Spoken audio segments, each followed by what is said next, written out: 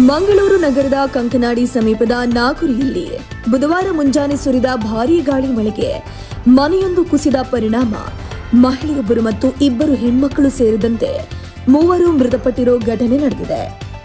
ಇನ್ನು ಈ ಒಂದು ಘಟನೆಯಲ್ಲಿ 8 ವರ್ಷದ ಅನಾಮಿಕಾ ಚೌರಾಸಿ ಅನ್ನುವಂತಹ ಹೆಣ್ಣು ಮಗು ಸಾವನ್ನಪ್ಪಿದ್ದು 4 ವರ್ಷದ ಪರಿ ಮಗು ಕೂಡ ಸಾವನ್ನಪ್ಪಿದೆ. 46 ವರ್ಷದ ಶಾಂತ ಕೂಡ ದಾರುಣ ಅಂತ್ಯ ಕಂಡಿದ್ದಾರೆ.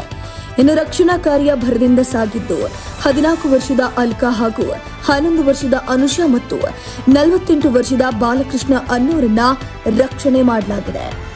ಮೂಲತಃ ಇವರೆಲ್ಲರೂ ಕೂಡ ಬಿಹಾರದ ರಾಜ್ಯದವರಾಗಿದ್ದು ಪ್ರಸ್ತುತ ಕಂಕನಾಡಿ ಗ್ರಾಮದ ಕಂಕನಾಡಿ ಪೊಲೀಸ್ ಠಾಣಾ ಹಿಂಭಾಗದಲ್ಲಿ ಕಳೆದ 20 ವರ್ಷಗಳಿಂದ ವಾಸ ಮಾಡಿಕೊಂಡಿದ್ರು ಎನ್ನಲಾಗಿದೆ.